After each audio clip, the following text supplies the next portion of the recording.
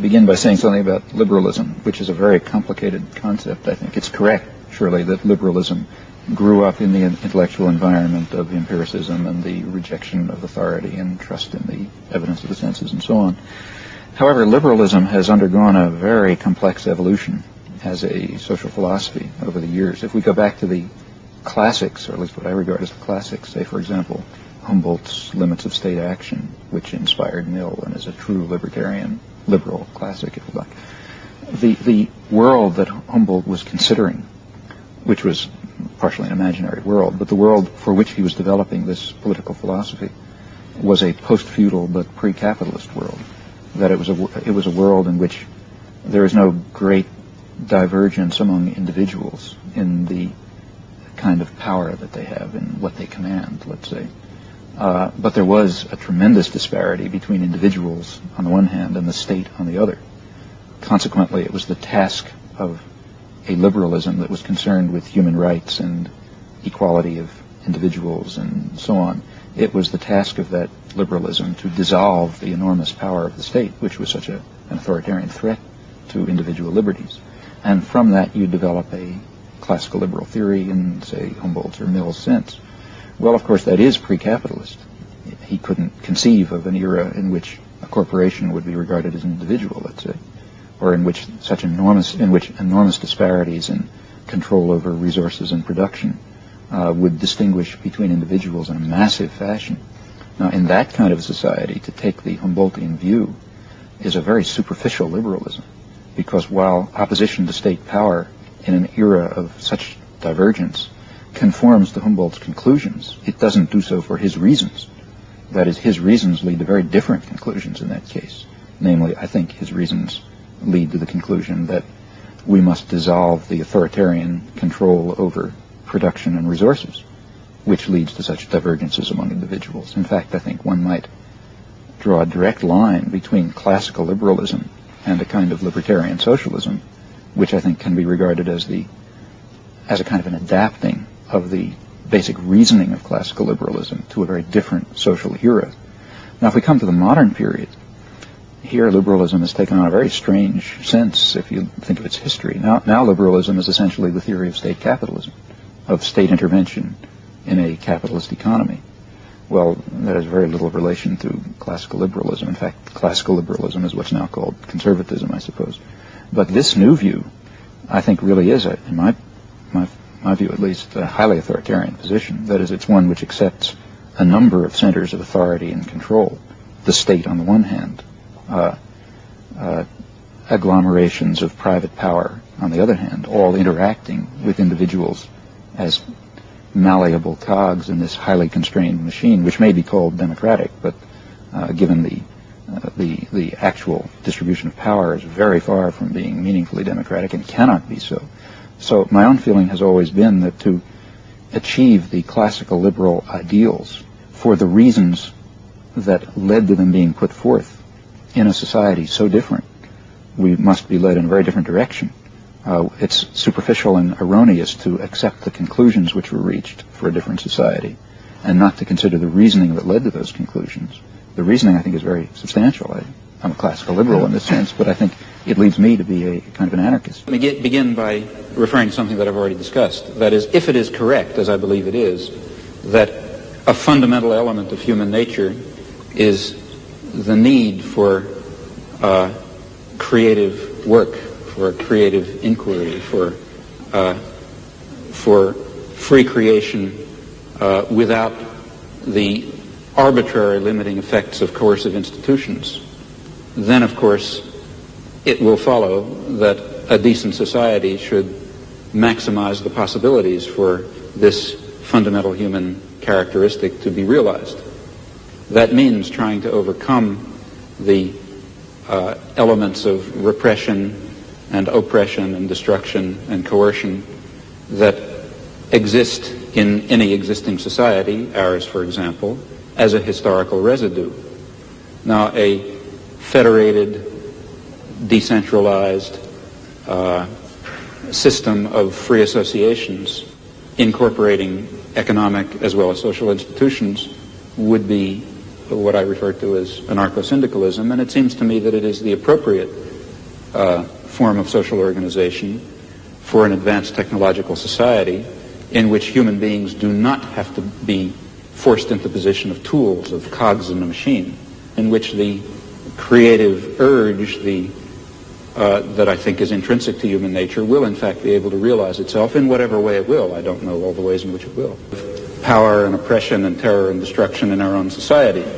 And that certainly includes the institutions you mentioned, as well as the central institutions of any industrial society, namely the economic, commercial, and financial institutions, in particular, in the coming period, the great multinational corporations, which are not very far from us physically tonight.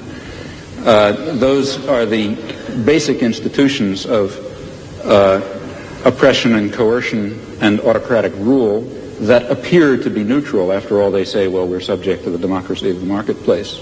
Still, I think it would be a great shame to lose or to put aside entirely the somewhat more abstract and philosophical, if you like, task of trying to draw the connections between a concept of human nature that gives full scope to freedom and dignity and creativity and other fundamental human characteristics and relates that to some notion of social structure in which those properties could be realized, in which meaningful human life could take place.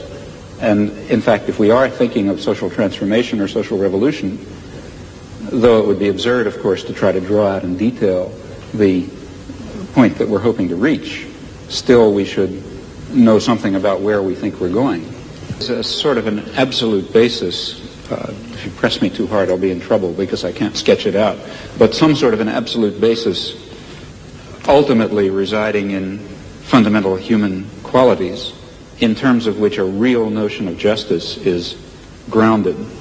And I think that our existing systems of justice I think it's too hasty to characterize our existing systems of justice as merely systems of class oppression. I don't think that they are that. I think that they embody systems of class oppression, and they embody elements of other kinds of oppression. But they also embody a kind of a groping towards the true humanly valuable concept of justice and decency and love and kindness and sympathy and so on, which I think are real. Well, you see, I think that in the intellectual domain of political action, that is, the domain of trying to construct a vision of a just and free society on the basis of some notion of human nature, in that domain we face the very same problem that we face in immediate political action.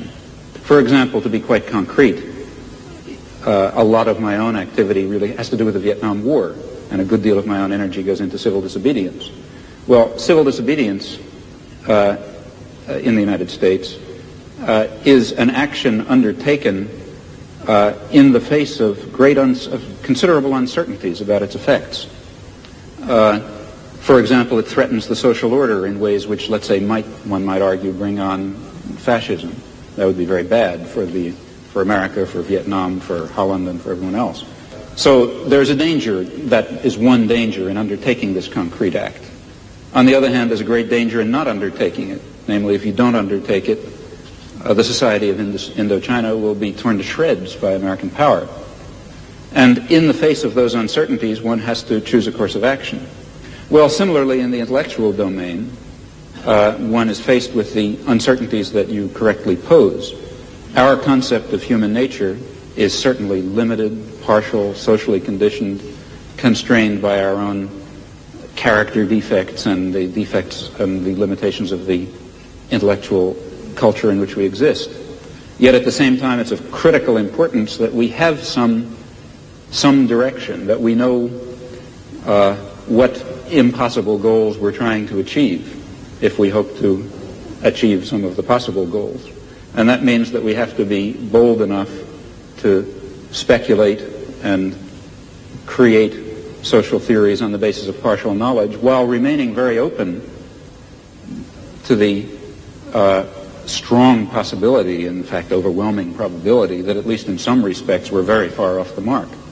Does the success of libertarian socialism or anarchism as a way of life really depend on a fundamental change in the nature of man, both in his motivation, his altruism, and also in his knowledge and sophistication.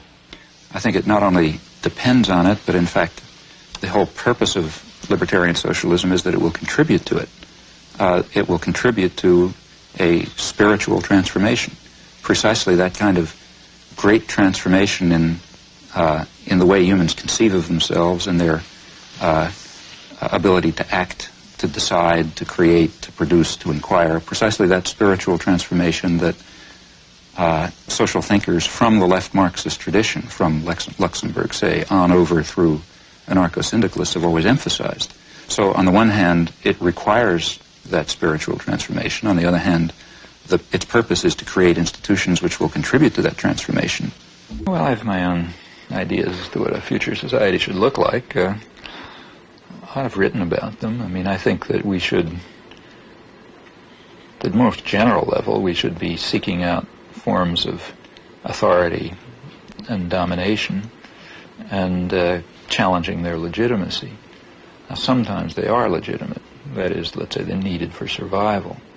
So, for example, I wouldn't suggest that during the Second World War, the forms of authority, we had a totalitarian society, basically, and I thought there was some justification for that under the wartime conditions. And there are other forms of, relations between parents and children, for example, involve forms of coercion, which are sometimes justifiable.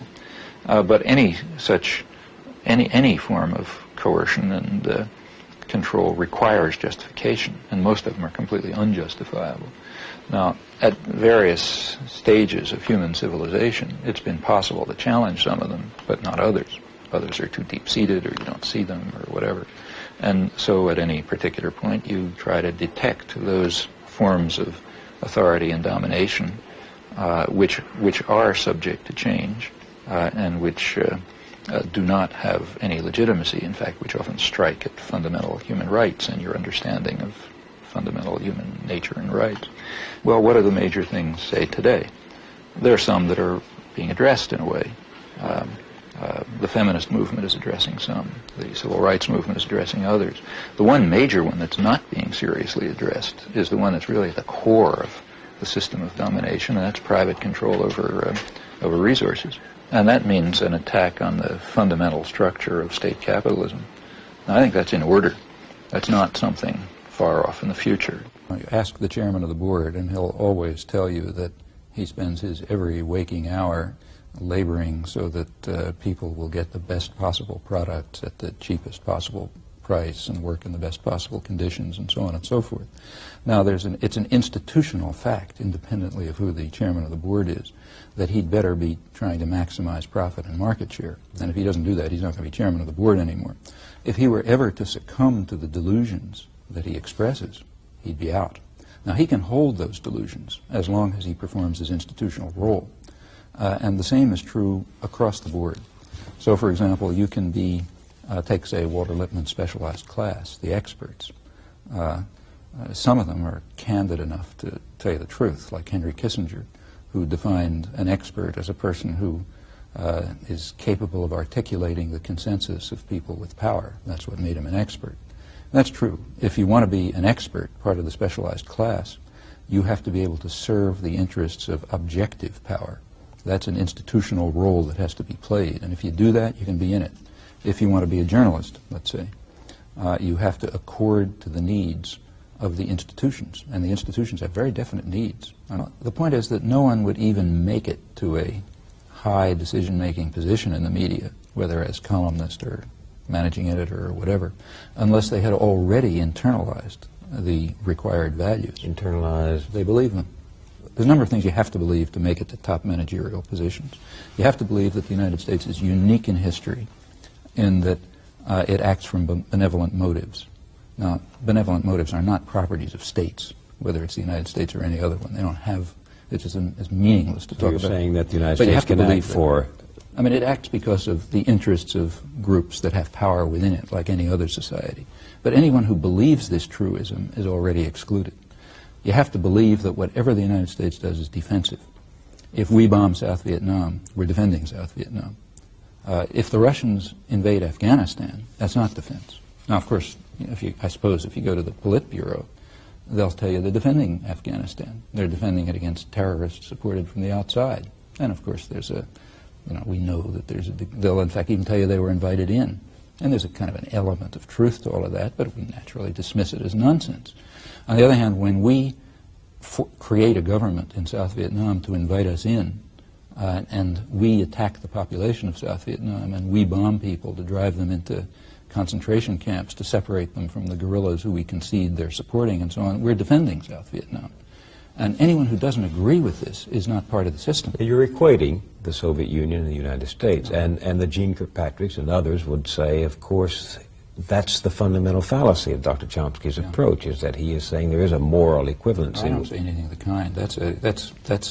These notions are in fact inventions of the Gene Kirkpatricks and other reactionary jingoists. The Soviet Union and the United States are at opposite poles among contemporary political systems. What I'm saying is that even though they are at opposite poles, in some respects they behave alike. And that's for deep-seated reasons that have to do with the exercise of power and institutions and so on. And that has nothing to do with moral equivalence. You do admit that we are a free society. That I admit it. I insist upon it. I insist that we are a free society and that the Soviet Union is a dungeon, and therefore we have completely different methods of population control. On the other hand, a democratic state can't use those mechanisms. Can't force anybody to. You can't force people. Therefore, you have to control what they think.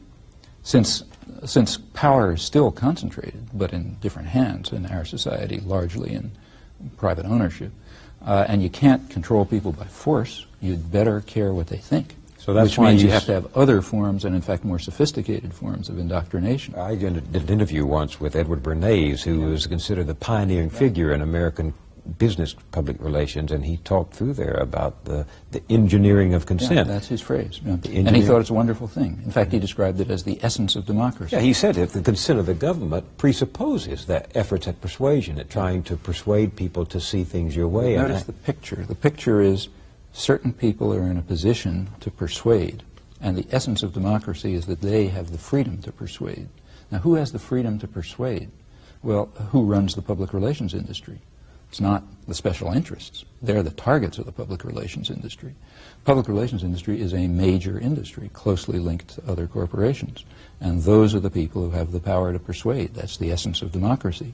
And they must engineer the consent of others. For example, people who really believe in democracy, people who take 18th century values seriously, people who really might merit the term conservatives, that much abused term, are against concentration of power. They remember that after all, the doctrines of the Enlightenment held that individuals should be free from the coercion of concentrated power. Now, the kind of concentrated power that they were thinking about was the church and the state and the feudal system and so on. And you could sort of imagine a population of relatively equal people, at least equal white male property owners, who would be not controlled by those private powers. But in the subsequent period, a new form of power developed, namely corporations, with highly concentrated power over decision-making in economic life. That is, they control over what's produced, what's distributed, what's invested, and so on and so forth, is very narrowly concentrated. So this is why the vice president of a large corporation would say the public mind is the chief thing. The public mind might have funny ideas about democracy, which say that we should not be forced simply to rent ourselves to the people who own the country, and own its institutions. Rather, we should play a role in determining what those institutions do. That's democracy. If we were to move towards democracy, and I think democracy even in the 18th century sense, we would say that there should be no maldistribution of power in determining what's produced, what's distributed, what's invested, and so on. Rather, that should be that's a problem for the entire community. The political system is also unusual. We're the only major industrial democracy that doesn't have a political party which is basically labor-based. We only have one political party with two factions. It's the business party. We have two factions of the business party called the Democrats and the Republicans, and that's unusual. In fact, this perception is transmuted in an odd way into political terminology. So, for example, in the 1980s, each election in the 1980s, the Democrats have been accused of being the party of the special interests. And then they hotly deny it, and they say, no, they're not the party of the special interests. But who are the special interests? Well, take a look behind the rhetoric, and you find that the special interests are women, labor, youth, the elderly, ethnic minorities, the poor, farmers. In fact, it's the entire population. The point being, the entire population are the special interests. Now, if you look closely, there's one group that's never identified as being among the special interests. That's corporations. And that's correct. They're the national interest. And both parties are basically beholden to them. Whereas the special interests have to be marginalized, the population. So everyone denies that they represent the special interests, that is, the people. And they don't say who they do represent, but there is a group notably lacking in this list of special interests. And in fact, it's the group with anyone with his head screwed on knows has inordinate power in controlling economic decisions and setting the parameters for political life and controlling the ideological system and so on. They are not among the special interests. Well, ratification would mean a system in which there are two positions presented to me, the voter. I go into the polling booth and I push one or another button depending on which of those positions I want. That's a very limited form of democracy.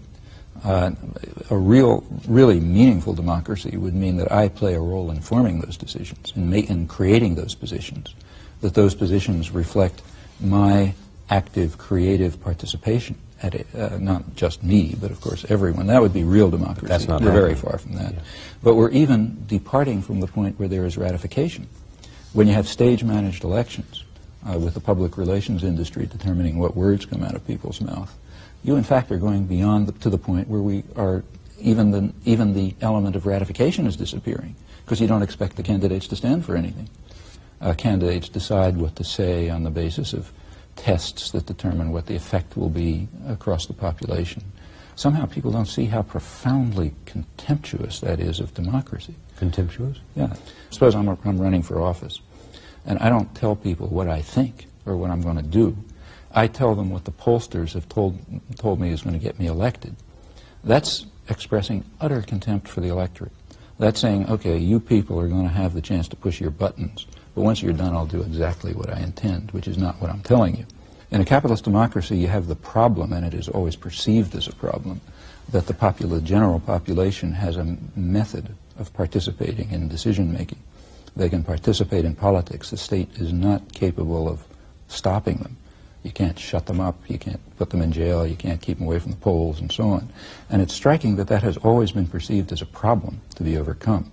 It's what's called the crisis of democracy. Too many people organizing themselves to enter the public arena. That's a crisis we have to overcome. According to a certain view. It has always been understood by, I would say even the mainstream of democratic theorists, that when the voice of the people is heard, you're in trouble.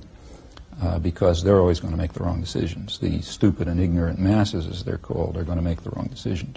So therefore, we have to have what Walter Lippmann, back in 1920 or so, called manufacture of consent. We have to ensure that actual decision-making, actual power is in the hands of what he called a specialized class, us smart guys, who are going to make the right decisions. And we've got to keep the general population marginalized because they're always going to make mistakes. Marginalizing meaning? Reduce them to apathy and obedience. Allow them to participate in the political system, but as consumers, not as true participants. That is, allow them a method for ratifying decisions that are made by others, but eliminate the methods by which they might first inform themselves, second organize, and third act in such a way as to really control decision-making. That is, the idea is our leaders control us, not we control them. Because, well, more democracy is a value in itself. So quite apart from, because democracy is a value. It doesn't have to be defended any more than freedom has to be defended. It's just, it's part of, it's an essential feature of human nature that people should be free, they should be able to participate, they should be uncoerced, and so on. These are values in themselves. Right. Why do you think, if we go that route, because I think that that's the only hope that I can see, that other values will come to the fore. I mean, if the society is based on control by private wealth, it will reflect the values that it in fact does reflect. The value that the only real human property is the desire is greed, and the desire to maximize personal gain at the expense of others. Now, any society, a small society based on that principle is ugly, but it can survive. A global society based on that principle is headed for massive destruction, and that's what we are. We have to have a mode of social organization that reflects other values that I think are inherent in human nature that people recognize. And that would be, I want to see exactly what you mean. I mean, what are human beings? I mean, in your family, for example, it's not the case that in the family every person tries to maximize personal gain at the expense of others, or if they do, it's kind of pathological. It's not the case that if you and I are, say, walking down the street and we see a child eating a piece of candy and we see that nobody's around, we don't ever happen to be hungry, we don't steal it. If we did that, it would be pathological. I mean, the idea of care for others and concern for other people's needs and concern for a fragile environment that must sustain future generations, all of these things are part of human nature.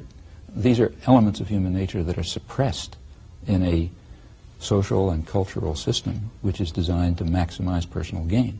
And I think we must try to overcome that suppression, and that's in fact what democracy could bring about. It could lead to the expression of other human needs and values which tend to be suppressed under the institutional structure of a system of private power and private profit. But what do we do about it? I mean, I don't want to leave people in a wholly negative analysis, although I believe in facing reality. For ordinary people, it's extremely hard, and that's why you need organization.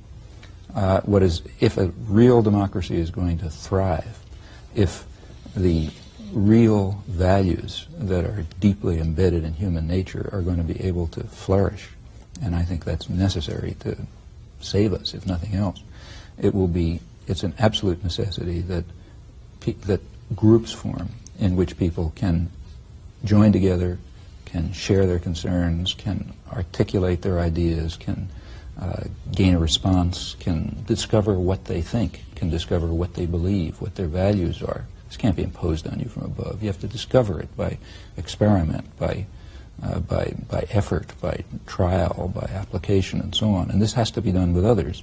Furthermore, surely central to human nature is a need to be engaged with others in cooperative efforts of solidarity and concern. That can only happen, almost by definition, through group structures.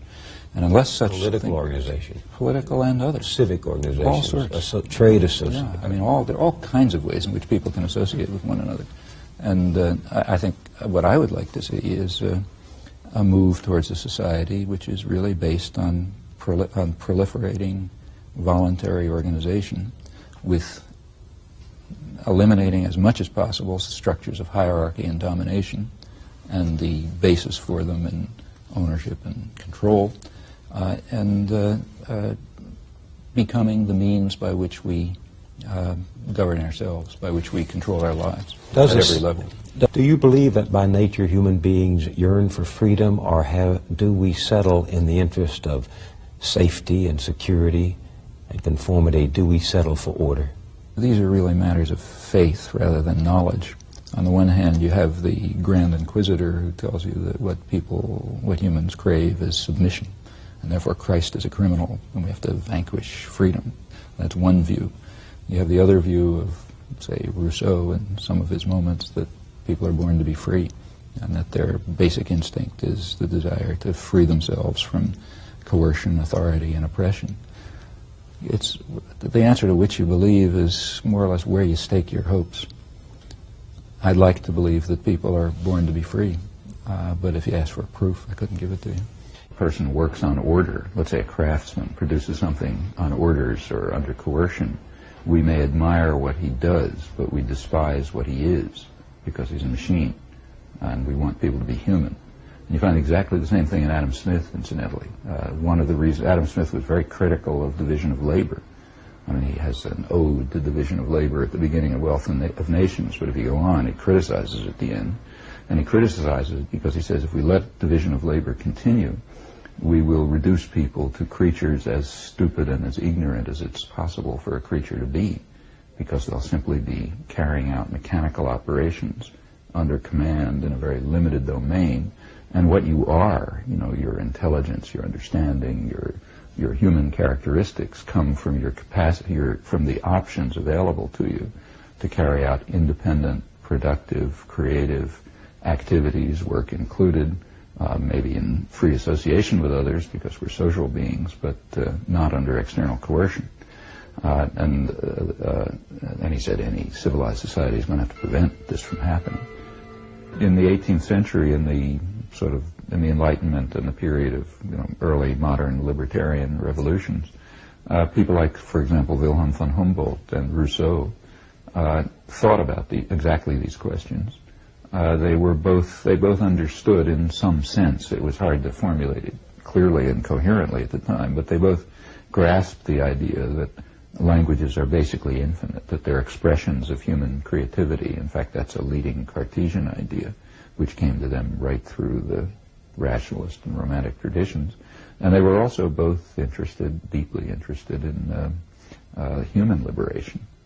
And they did, in fact, try to connect these things pretty much in the way you suggest, by suggesting that at some core level, part of human nature is which is reflected on the cognitive side in things like language, is the capacity to produce and understand and articulate and express new thoughts without limit and without control. So the crucial fact about language use is that it's not determined by our situation. It's coming out of us as freely willed action in some sense and continually novel and so on. And to express thoughts and ideas that are new to oneself and to other people, but that are intelligible and appropriate and so on. This is a core aspect of human nature. Core of human nature, again, is a kind of what was later called by Bakunin an instinct for freedom. That is a need to become involved in free creative activity, free creative work. So for, say, Humboldt, one's work is sort of the core of one's existence. You want to be involved in creative, honest work in association with others, but voluntary association and not under external control. These things have mostly been forgotten. As the market systems of the 19th century developed, they eliminated all of this. They would have appalled Adam Smith, no doubt, the market systems that developed, because when you get to people like, say, Malthus and Ricardo and so on, the conception of human beings as freely creative, active people with intrinsic rights due to their nature disappears. And people become nothing more, they have no value other than what they can sell on the market, their labor power. If you can't sell your labor power in the market, you have no right to live. That's the way it was discussed. Because there's nothing to a human being other than what can be attained by sale of labor power within a market system under what become basically totalitarian structures, corporate structures, and so on. So the modern extensions of classical liberalism are very anti-libertarian. And the ideologies change, and the intellectuals change, and so on. So this tradition has pretty much been, well, if not wiped out, at least marginalized. But it's there, and it certainly can be revived. It stayed alive, for example, in the anarchist tradition, and in parts of the libertarian left. In the United States, you find traces of it real traces, as late as people like John Dewey, who probably didn't know any of these things, but just came out of it from another source and, reached the same point in his conception of democracy as of value because it opens the opportunities for people to freely liberate themselves, as they must do. It's their sort of core in essence. In the contemporary world, you'd be hard put to find much discussion of this, unfortunately. But I think it should be revived. I think it's very significant. It's an interesting question, actually. I mean, Marx himself was a complex figure. The early Marx, so you read the philosophical manuscripts and so on, this is coming straight out of the French and German Romanticism. So the kinds of ideas you find expressed in Humboldt and in the more libertarian side of Rousseau. Rousseau himself was very split. But if you take the libertarian-esque part of Rousseau, the Second Discourse on Inequality and Humboldt and so on, all of this that's the background in which Marx grew up.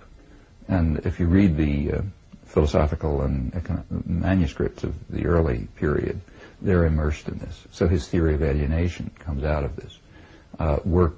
Coerced labor is alienating and counter to human nature precisely for these reasons, for the Humboldtian reasons.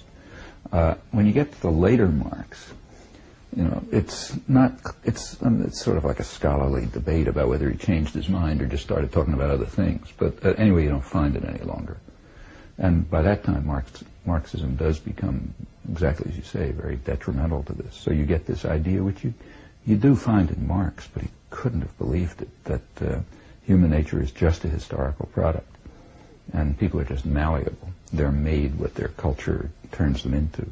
You get this even in people like Gramsci, who was one of the more libertarian Marxists. But this idea that humans are simply formed by the environment and they are nothing but clay, passive clay in the hands of their molders, that's an idea which is very attractive to radical intellectuals because they think they're going to be the molders, of course, and that leads right to the Leninist version of Marxism. And it does become a kind of orthodoxy. And the earlier views are either forgotten or marginalized, although they're certainly there in Marx, and they certainly are in the tradition that he came from. I mean, the Marxists and the behaviorists are right in the same ballpark, these kind of Marxists. And in fact, I think it's a tragedy and a catastrophe that the left has accepted the idea of humans as historical products, simply reflections of their environment. Because what follows from that, of course, is that there's no moral barrier to molding them any way you like. I mean, if humans have no inner nature, if they don't have an inner instinct for freedom, if it's not fundamental to their nature to have free, creative, productive work under their own control, if that's not part of their nature, then why, there's no moral reason for allowing them that space. You could just mold them into being what you think they ought to be. And you can be the central committee, or you can be the managers of the corporation, or the directors of a fascist state, or whatever. Intellectuals have moved in one or the other of those directions, overwhelmingly. Either they're, and in fact this was foretold in one of maybe the only prediction of the social sciences that ever came so dramatically true, was Bakunin's discussion of this in the late 19th century. He was sort of arguing with Marx, and it's well before Leninism. But he predicted very perceptively that the rising class of intellectuals were just kind of becoming identified as a class in modern industrial societies. He predicted that they were essentially going to go in one of two directions. There would be some who would believe that the struggles of the working class would offer them an opportunity to rise and take state power in their own hands. And at that point, he said, they would become the red bureaucracy who would create the worst tyranny that humanity has ever known. Of course, all in the interests of the workers. That's one direction. And he said the others would recognize that you're never going to get power that way. And the way to get power is to associate yourself with what we would nowadays call state capitalism, and just become the servants of its ruling class. And then you become the managers and the ideologues and so on for the state capitalist system. And as he put it, those people will beat the people with the people's stick. In other words, they'll talk about democracy, but they'll really be beating the people with the stick of democracy, which they'll turn into a mechanism of coercion. Who think you can get power by exploiting popular struggles, and there are others who see that you're going to get power by just associating yourself with the people who already have economic power and that's largely dominate. And I think that was a very accurate description of the century that followed him. On the one, this is 50 years before the Bolshevik Revolution, but he predicted its form very precisely, and also its ideological background. And he also predicted quite accurately what happens in the modern state capitalist industrial societies. And looking at it now from the retrospect of 100 years I think we can see this development very clearly, and it also explains an odd fact about 20th century intellectual life, namely how easy it's been for people to shift from one position to another. So the same person who's a Stalinist apologist one year is a super American patriot, the next year supporting every atrocity and working in the Hoover Institute and associated with most reactionary institutions. That transition, which sometimes is called the God that failed change, which was sort of authentic in the early years, like people like Silone and others, there was something authentic about it. It became a joke. I mean, as when people within in fact, we're seeing it in Russia right now. The worst commissars are now the ones who are most passionate about the free market and investing and enriching yourself and so on. They've made the transition very easily, and that goes way back. And I think the reason is there's no transition. It's just a different estimate as to where power lies, but the same ideology. The ideology is you beat the people with a people's stick, and we're going to do it. And in fact, if you look at modern democratic theory in the West, it's remarkably similar to this. It's remarkably Leninist in its character. Tendencies in modern democratic theory in the West. So in academic world, it would be the strands of political science that developed from the thinking of people like Harold Lasswell and others, one of the founders of modern contemporary political science. And in the general sphere, the Wilsonian intellectuals, the so-called progressive intellectuals, of whom maybe Walter Lippmann was the most striking example in the United States, progressive intellectual in the 1920s. All of these people developed theories of democracy, and they're quite interesting. They're very Leninist in their character. The conception is that in a democracy there's two classes of citizens. There's the general public, who Lippmann calls ignorant and meddlesome outsiders, and Lasswell says they're too stupid we should not be overcome by dogmatisms about the common man who's too stupid to be able to do anything. That's the standard view. So there's these people, the ignorant and meddlesome outsiders, which is maybe 90% of the population. And then there are the responsible men, the wise men, the smart people, the people with integrity and honor, the intellectual aristocracy, whatever you call them. And they have to rule. They're the ones who make the decisions, who do the thinking, and so on. And the role of the masses, the ignorant and meddlesome outsiders, is just to show up every couple of years, decide which of the smart guys is going to be their leader, and then go home. They have nothing more to do. That's a democracy. And then you have variation. The way Lippmann put it, the general public are to be spectators, not participants. Their only participation is lending their weight to one or another representative of the dominant class, and then going home. That's an election. And the spectrum extends from about there, that's the liberal side, over to the more reactionary side, where you get people like, say, Reaganites, people who call themselves conservatives, though any authentic conservative would be appalled by their positions. They're really statist reactionaries. And their view, the Reaganites were very striking in this respect. Their view is that people shouldn't even be spectators, because it's none of their business what the state is doing. The idea is the state has to be so powerful and so private that the ignorant outsiders can't even see what's going on. Now, if you look at the modern world, this is happening in a very dramatic way. So one of the major things that's happening now is the transfer of real power away from parliamentary institutions and towards a transnational system of private power, transnational corporations and their own institutions, like the IMF and GATT and the World Trade Organization and the World Bank and the executive meetings of the G7, big 7 rich countries. That's a system of decision-making which is completely separate from the public. Public has no idea what's going on. There's almost no way of figuring out what's happening in the GATT Council. I mean, I doubt if there's one American in a million who knows what was decided in what's in the GATT treaty. You have to be a specialist, who knows how to go to specialized documents, even to get a picture of it. And a lot of it you can't even find because it really is secret. Well, and in fact, transnational corporations themselves are almost the unimaginable attack on democracy would have absolutely appalled someone like Adam Smith or Thomas Jefferson, because they are totalitarian institutions, completely absolutist, absolutely unaccountable. The public has nothing to say about them. Internally, they're completely hierarchic. They're kind of like the economic equivalent of super fascism, and they're also undermining free trade.